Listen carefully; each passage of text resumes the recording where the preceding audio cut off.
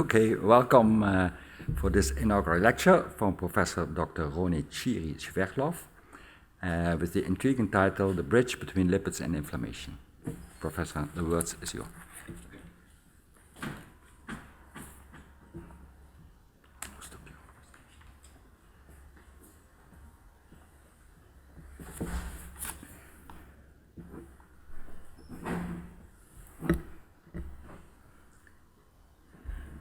Dear Prorector, colleagues, friends, and family. On the left side of the slides, you can see the beautiful beach of Tel Aviv.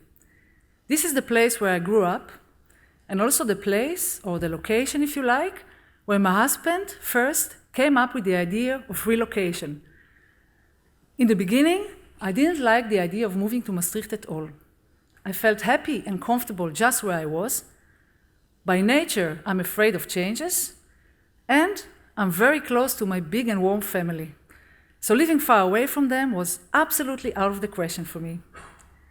But after many negotiations, which included soft pressure from my husband's side and some demands from my side, I agreed to move, but under one major condition, that it will be limited for only 2 years.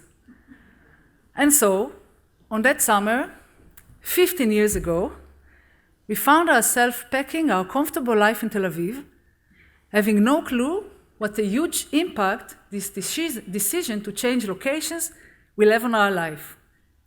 Today, when my family from Israel is sitting here, I feel that I stand again on this bridge that I built between my life in Tel Aviv and my life in Maastricht.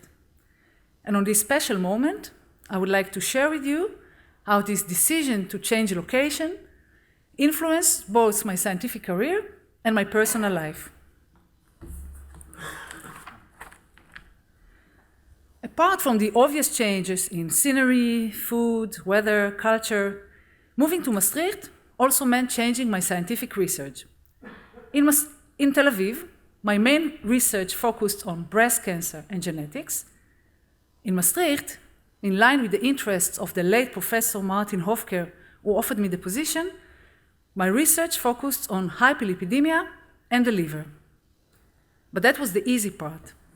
It was much more difficult for me to deal with the fact that one of Martin's hobbies in science was mouse research, which practically meant that I needed to switch from human research to mouse research. Now, how can I say gently? I'm not exactly a big fan of mice. And this is understatement. Luckily for me, I realized already back then that it is so much more important to work with people that you like and admire rather than working with your favorite model.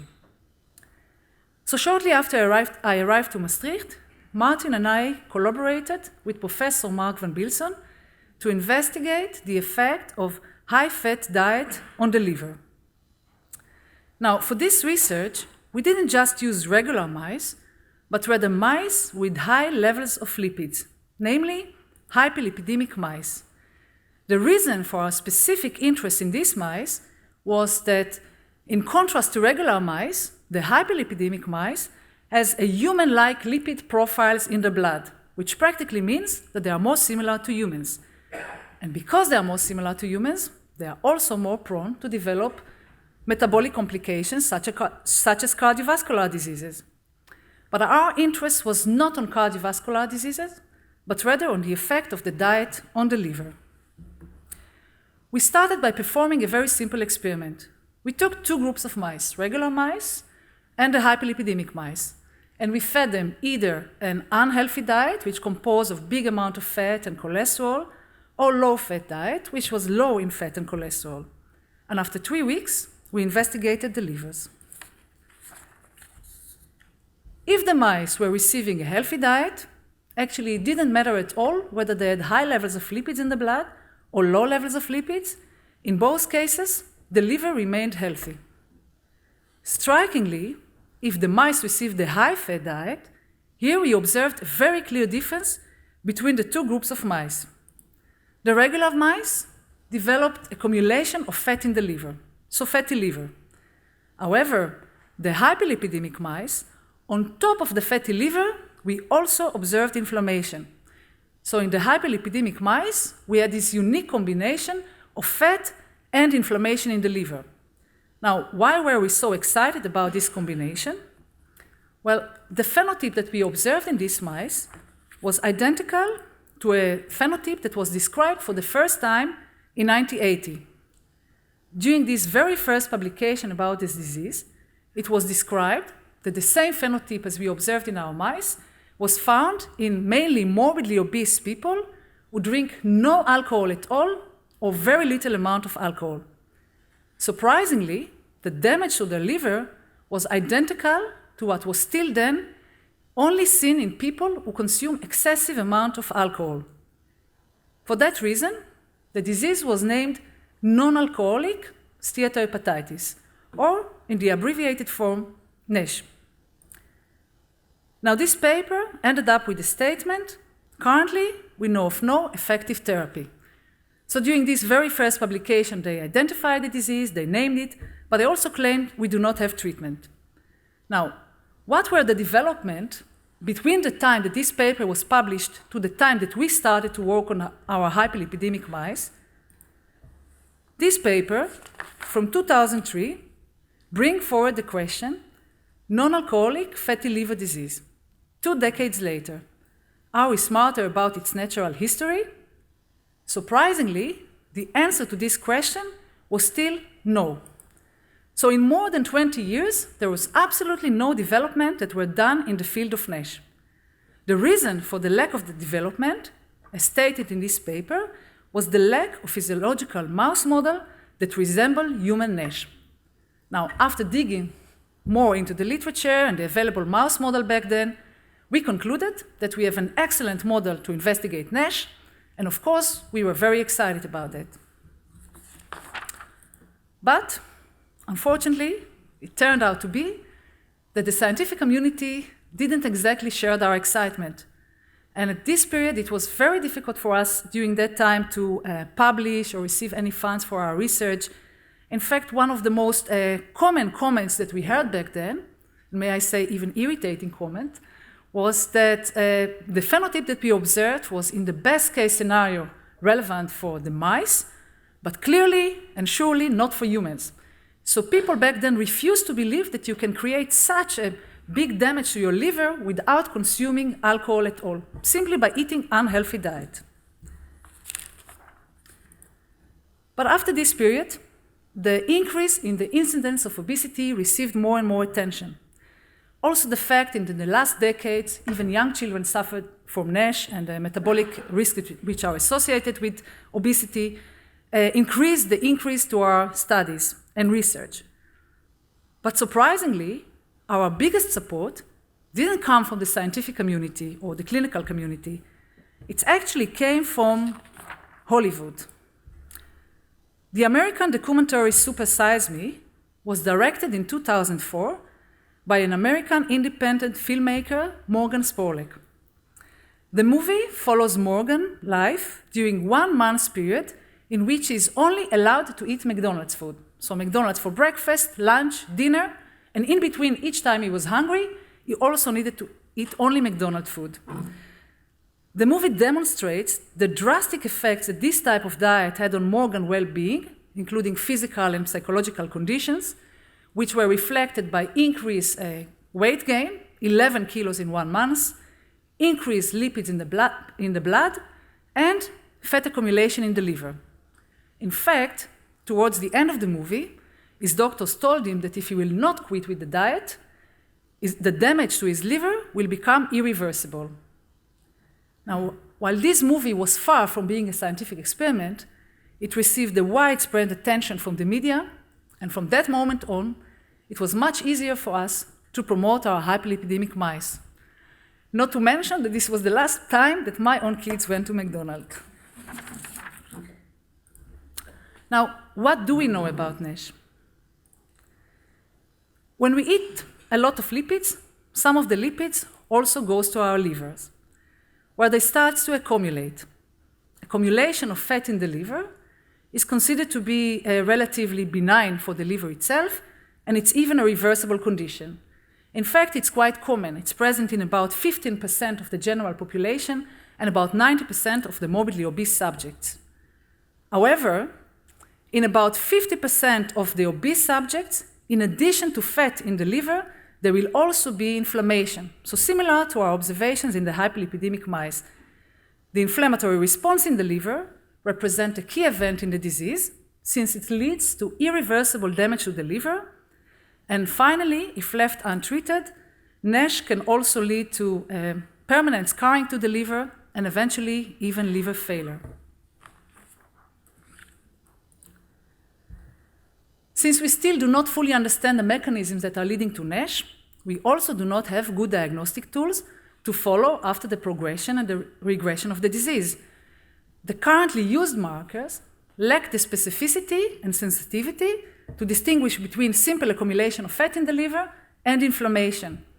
Therefore, the only way to get a clear diagnosis of Nash is to perform a liver biopsy. But this procedure is invasive, painful, and has the risk for some rare but very severe complications. So clearly, we have an urgent need to develop novel ways to test Nash. Another problem that is related to Nash is the lack of treatment. Now, taking into account that Nash is mainly asymptomatic disease, and also that we do not have good diagnostic tools to follow after the progression of the disease, by the time it is discovered, in many of the cases, it is too late for treatment. And in these cases, liver transplantation is the only solution. In fact, currently Nash is the second reason for liver transplantation worldwide, and it is expected to be the first reason by 2019. So clearly, a huge problem for society. Using our unique mouse model, our aim was to investigate the link between lipids to inflammation. In other words, our specific question was to understand why would some individuals with relatively very severe fat accumulation in their liver do not develop inflammation, while other individuals with relatively mild amount of lipids in the liver progress quickly towards inflammation in the liver and irreversible damage. Before I will share with you what we discovered in our hyperlipidemic mice, I will first like to explain to you the process by which fat is taken up into the liver under normal conditions. When we are healthy, fat from the blood will be taken up into the liver cells via receptors that are present on the membrane of the cells. After the lipids has been entering the cells, they will first be directed into the lysosomes. The lysosomes are cellular organelles that contain lysosomal enzymes, which are indicated as these white dots, and the lysosomal enzymes has the function of breaking these lipids. After the lipids have been broken, they can leave the lysosomes via a special transporter, indicated here as the two black lines, which is called NPC1. After the lipids have left the lysosomes, they can either accumulate inside the cytoplasm or leave back into the bloodstream. So this is the normal condition. Now, what happens when we have high levels of lipids? These lipids circulate longer in the plasma, and because they are circulating longer in the plasma, a small fraction of these lipids will also get oxidized. So, as you see in this slide, the transition from green to orange indicate the oxidations of the lipids.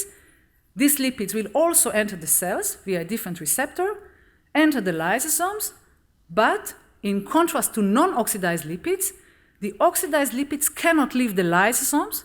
They stay trapped inside, and we observed that the accumulation of lipids inside the lysosomes was associated with inflammation.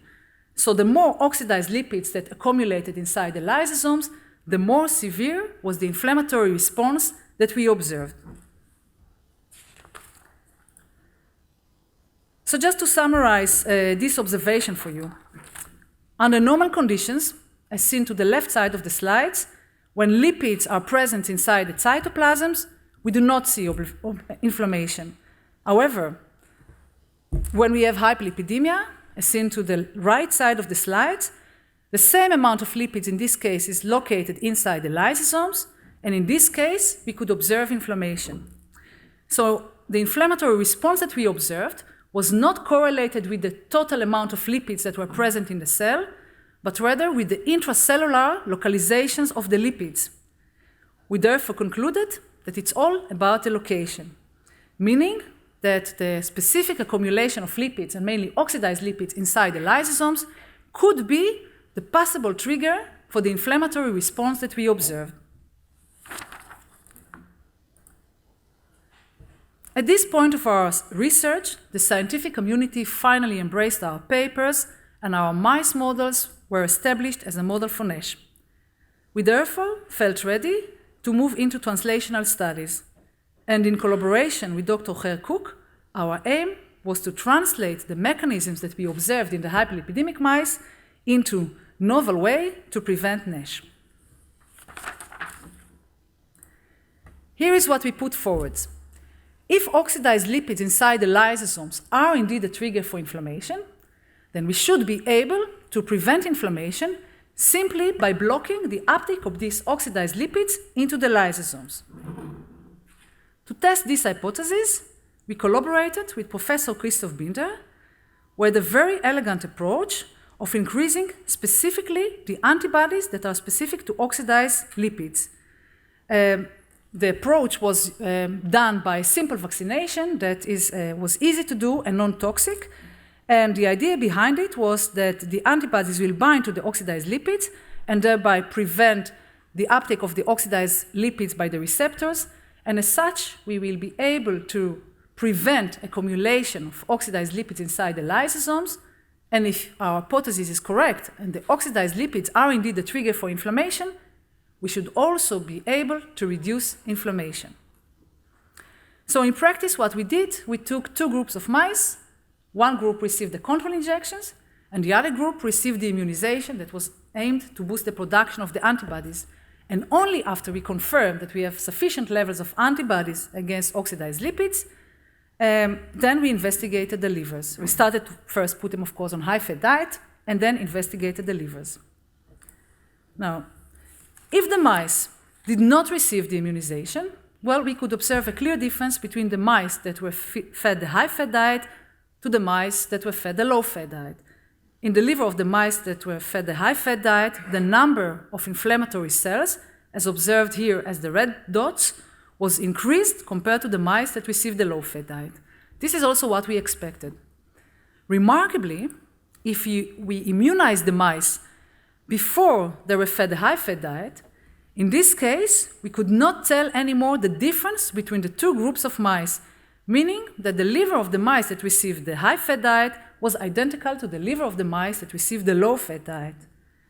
As the amount of oxidized lipids inside the blood is minor compared to the amount of non-oxidized lipids, these results were far better than our most optimistic expectations and pointed towards the key role that oxidized lipids are playing in the pathogenesis of Nash.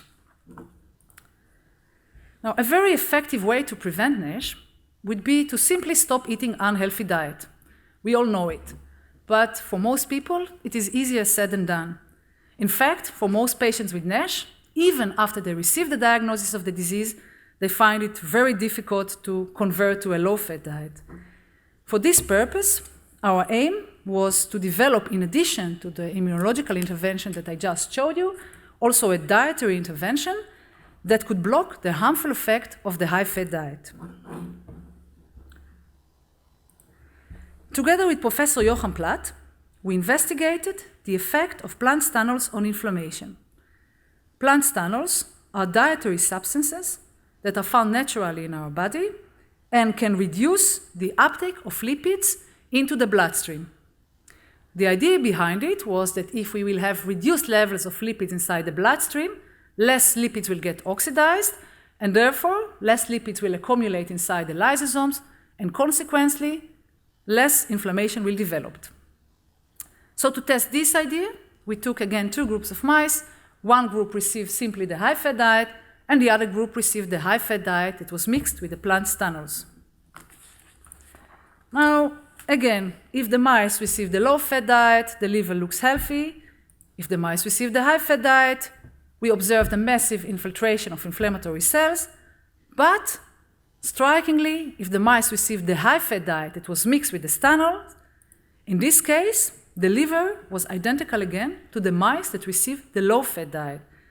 taking into account that the number of calories and fat is much bigger in this group, these results were very promising, and therefore we concluded that plant statins could be a useful and effective way of preventing NASH. And currently, together with Professor Johan Platt, we are busy trying to start a clinical trial. Now, it is nice that we can prevent NASH, but for most people, as I told you before, NASH is asymptomatic disease, which means that for most people, for prevention, it's already too late. And therefore, we were also looking for a way by which we could reduce the amount of oxidized lipids if they are already trapped inside lysosomes, so at advanced stages of the disease. The idea behind it was to find a compound that will be able to facilitate the transition of lipids from the lysosomes into the cytoplasm. The main problem was that back then, lysosomal lipids have been observed to be highly resistant for removal. In collaboration with Professor Dieter Lutjehan, we finally discovered that the compound 27-hydroxycholesterol, which is also naturally found in our body, is able to improve the transitions of lipids from the lysosomes to the cytoplasm. Now, to test the ability of this compound to be used as a treatment for NASH, we this time took a different approach. We first fed the mice a high-fat diet to ensure that they developed advanced stages of the disease, and only after we knew that the lysosomes are filled with lipids, we started to treat them with this compound. Now, if the mice were fed high-fat diet, again, the liver is filled with inflammatory cells, but if at this point we started to treat them with the 27-hydroxycholesterol, we could dramatically reduce the amount of inflammatory cells inside the livers. These data were very promising, since it was the first indications that lipids that are trapped inside the lysosomes could also be removed. We concluded that NASH could be also treated at more advanced stages of the disease, where lysosomes are already filled with lipids and the inflammatory response is already more advanced. So we have a nice way for prevention, a nice way for treatment, but I told you in the beginning that another problem that is related to NASH is the lack of non-invasive biomarkers to detect it. So our aim was to use the same observations as we had in our hyperlipidemic mice, also to develop a novel tool to follow after the progression of the disease in a non-invasive way. Now, the idea behind it was as follows. Under healthy condition, as seen now to the left side of the slides, the lysosomes inside the liver cells secrete certain amount of the lysosomal enzymes into the bloodstream. This is the normal conditions. Now, we observed that when the lysosomes are filled with lipids, as seen now to the right side of the slide, then they are bigger, the number of lysosomes is increased, they move slower, and they are closer to the plasma membrane.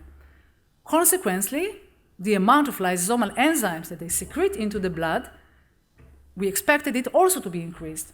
And if this hypothesis is indeed correct, and we will have increased secretion of lysosomal enzymes under unhealthy conditions, then we should be able to use lysosomal enzymes as a biomarker to follow after the progression of NASH. At this point, we decided to cross the bridge again between mouse research to human research. And in collaboration with Dr. Ger Cook, Professor Wim Boerman, Professor Bart Stiles, Professor Valerio Nubili, Professor Stephen Olde-Damming, Professor Patrick Rensen, members of the SAVEN project, and many other national and international collaborators, we obtained access to patients' cohort. And what we did was we simply tested the amount of lysosomal, or investigated the amount of lysosomal enzymes in the blood of these patients and compared it to the biopsies. Now, how could we tell whether lysosomal enzymes are good markers to follow the disease? For an optimal accuracy for a marker, it has to be 100% sensitive, meaning not to miss any patient. It also has to be 100% specific, meaning not to include any healthy individuals in the patient's group. But such markers are almost in reality never exist. Now I would like to share with you one of the studies that we performed using a cohort of Nash children, so very young children between the age of 8 to 11 that already gone through the invasive procedure of liver biopsy. Now, in these children, if we are measuring one of the currently used biomarkers, we reach an accuracy of 59%. Clearly, not sufficient, and we could not rely on that. However, if we tested one of our lysosomal enzymes, cathepsin D in this case, the accuracy increased to 94%. And in fact, when we combine it with other markers, it's almost reached to 100%. Now, by now, we already tested it in several cohorts, and we observed that the results are indeed consistent, and also that this biomarker is an early biomarker, meaning that we can detect Nash at early stages, at the time that it is still available to treat it. Now, since lipids and inflammation are also playing an important role in cancer, and we know that oxidized lipids also contribute to the progression of cancer, we recently decided to cross the bridge between Nash to cancer and to investigate the role of oxidized lipids in treatment of cancer. In collaboration with Dr. Jan Thijs, we tested the effect of oxidized lipids on the efficiency of chemotherapy. We took the same approach as I told you before. So in this case, these are the antibodies against oxidized lipids. Now, if we simply treat cancer cells with chemotherapy inside the medium, the amount of liver cancer cells is reduced. This is also what we expect, as this is the aim of the chemotherapy. However, as many cancer patients have also increased levels of oxidized lipids in the blood, if we would like to mimic these conditions, we also have to add oxidized lipids to the medium. If we add oxidized lipids to the medium, in this case, the amount of cancer cells that are still alive is increased, indicating that the chemotherapy is less efficient. Now, remarkably, if we add antibodies against oxidized lipids to the medium, the amount of cancer cells is reduced, indicating that we could significantly increase the efficiency of the chemotherapy. By now, we already obtained similar results to this treatment in various cancer cell types and several different classes of chemotherapy. As increased levels of oxidized lipids is present in the blood of many patients, we are very optimistic about this research, and we are looking forward to continue in this new direction and into the next stage, which is actually testing it in mice. Working on common diseases like Nash and cancer has the advantage when it comes to relevance, because it is, of course, a huge problem to society. So it is, in that sense, easier to obtain funds, and also, to some extent, also when we need to publish it, also publication is easier. However, many rare diseases are left without treatment or diagnosis, as it is less of a common interest to society. Since the accumulation of lipids inside the lysosomes, as observed in Nash, is similar to a phenotype of a rare and fatal disease that is called Niemann-Pick C1, or in the abbreviated form NPC1, we decided at this point to cross the bridge from common diseases to rare diseases and to investigate NPC1. What is NPC1? NPC1 is the transporter that is responsible for the transition of lipids from the lysosomes to the cytoplasm.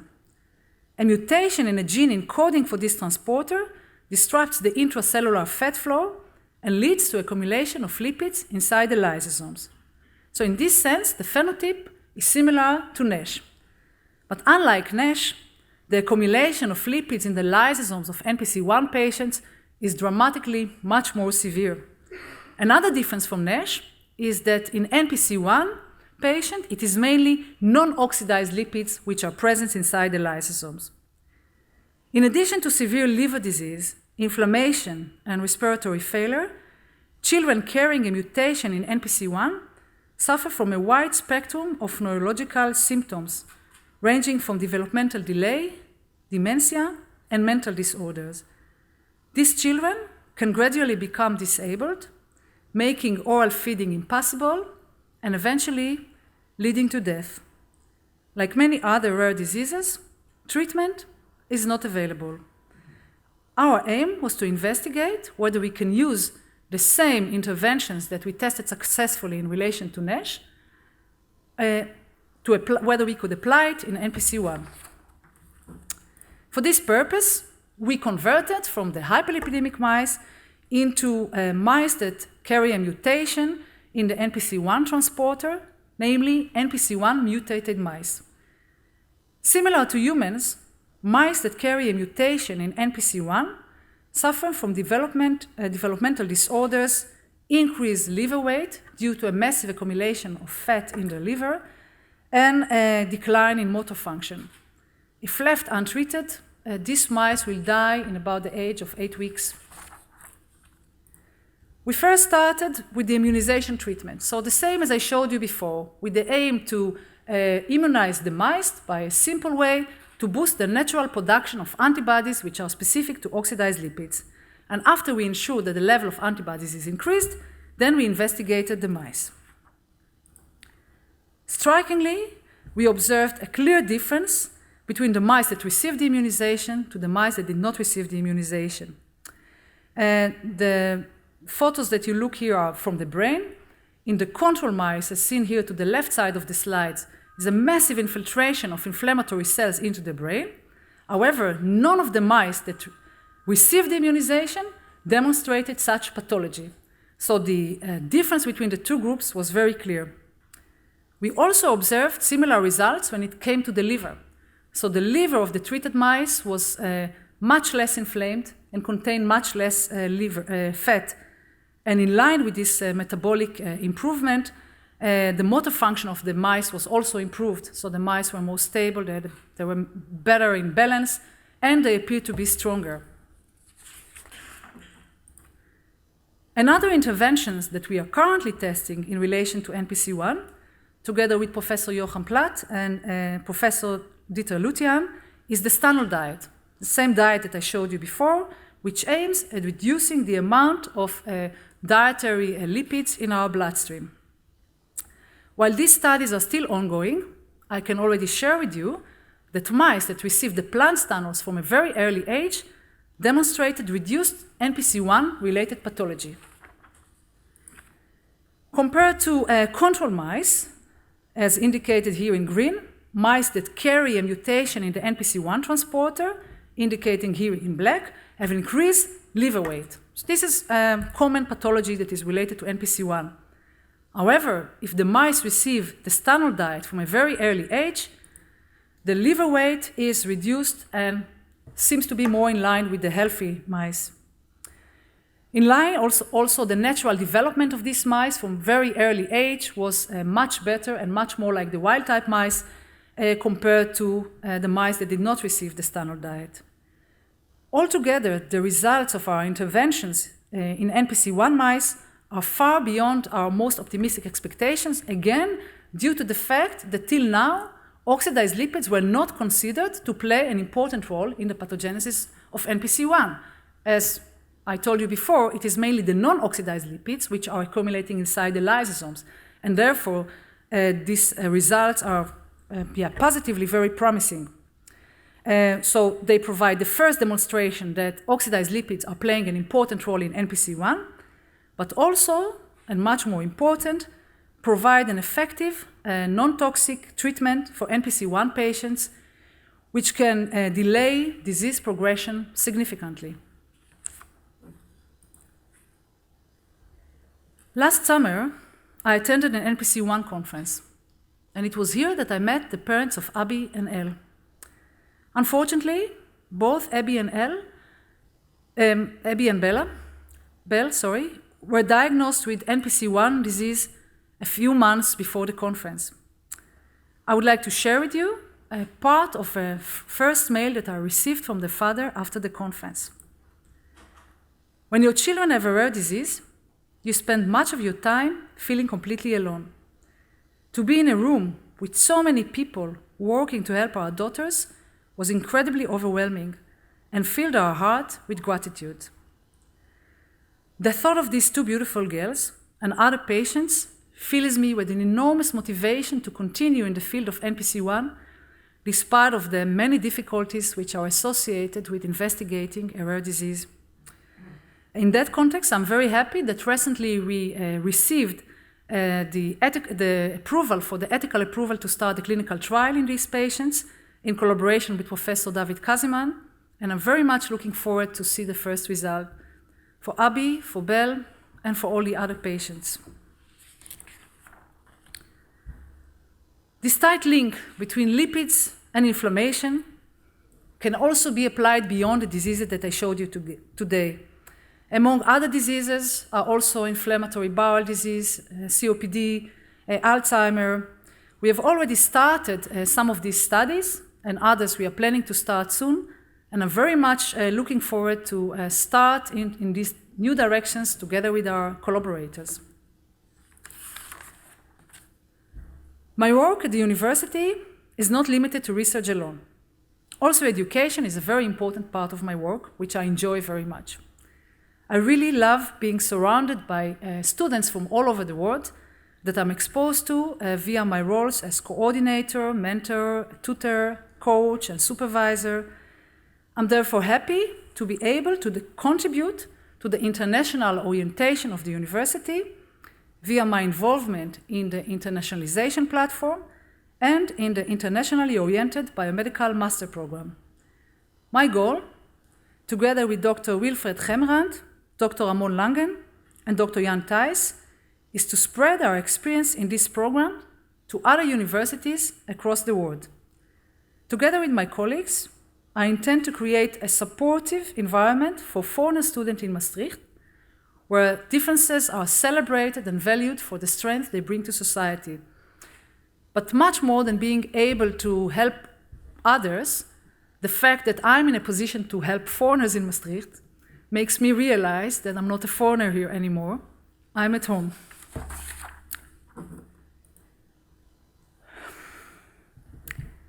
Unfortunately, I miss today the one person to whom I would like to thank the most, the late Professor Martinhofka. It is thanks to Martin that I have the privilege to stand here today in front of you. Martin was the first person that I met when I just arrived from Tel Aviv, and the best mentor anyone can ever imagine. There are no words for me to describe the impact he had on both my scientific career and my personal life. Martin not only taught me everything that I know about science, but he also taught me how to believe in myself and how to fight even when chances for success are very low. With his optimistic approach and unmatched passion for science, he was, and still is, an inspiration for me and many others. It means a lot to me that his beloved partner, Professor Siska Weiminga, honored me with her presence today. It makes me feel like part of him is here with us. Martin always believed that science is a team sport that we should all enjoy doing together without thinking of our own interests. And he was, of course, so right. I don't think that it is possible for me to name all the people to whom I'm grateful. I'm also, of course, afraid to forget someone, not to mention that I have the problem to pronounce last names accurately, as you probably noticed, and therefore I will not even try. But still, there are some people that I really like to mention. First, the committee members who supported this appointment. Professor Albert Gerbir, Professor Nana de Vries, Professor Annemie Scholz, who also provided me all these years with an extensive support as the director of Nutrim, and Professor Jan Glatz, who supports me daily as the head of our department. I'm very grateful to all of you for your trust in me, for your advice, and for your ongoing support. Next, I would like to thank all my international and national collaborators. Some of them I was able to mention during my presentation, but there are too many to name them all. I also would like to thank the people who share with me my educational and management roles. It is thanks to you that these roles are mostly so much fun to do. Most importantly, I would like to thank all the young and talented previous and current members of my group who in fact created all the data that I showed you today and deserves all the credit. And of course, I would like to thank each and every one of you who came here today and make me feel that this location is also my home. I've now come to another emotional part. This day would have been meaningless for me if it would not be for my amazing parents, Tikva and Avner Shiri, who are sitting here in the audience, actually without understanding a word in English. My parents struggled all these years to give me what they couldn't afford for themselves. I can't even begin to describe how it makes me feel that they are here today, together with my two sisters and my brother. I'm so much more than grateful for the rare opportunity that I have to spend 2 more precious evenings with all of them here in the Netherlands. אמא ואבא היקרים מאוד, היום הזה הוא בזכותכם ולמענכם. לעולם לא אוכל להודות לכם מספיק על כל מה שעשיתם למעני. אני מאושרת לראות אתכם פה, יחד עם עירית, ענת, אורי והראל המתוק. תודה שבאתם ותודה ענקית על הכל. אוהבת אתכם. My very, very dear husband, Erez, thank you for being the rock in my life and for bringing the excitement and adventures to our family with your endless amount of energy. Without you, my life would have been so much more boring and for sure much, much less fun. I feel fortunate that I can share with you the joy of raising our most beautiful children, beautiful in every possible way. Shachar, Ofek, Marom, Agam. You are my biggest achievements in life. You are my source of happiness, my daily light, practically my everything. With all of us together, it is home. And in this case, location doesn't matter. Changing locations from Tel Aviv to Maastricht was not easy. There is always a part of me that is missing.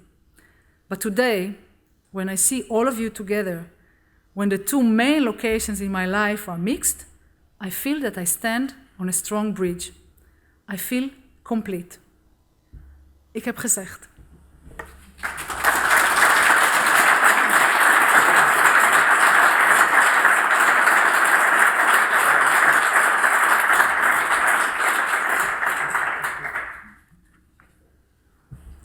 Dear Professor, thank you. Very good explanation, and I now completely understand why students like you so much, because you can express very well what you have done.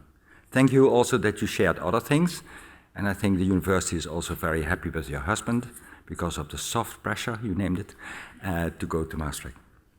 Like one of the former deans often said at this time, it's now Horeca est. That means that we go together to the reception area.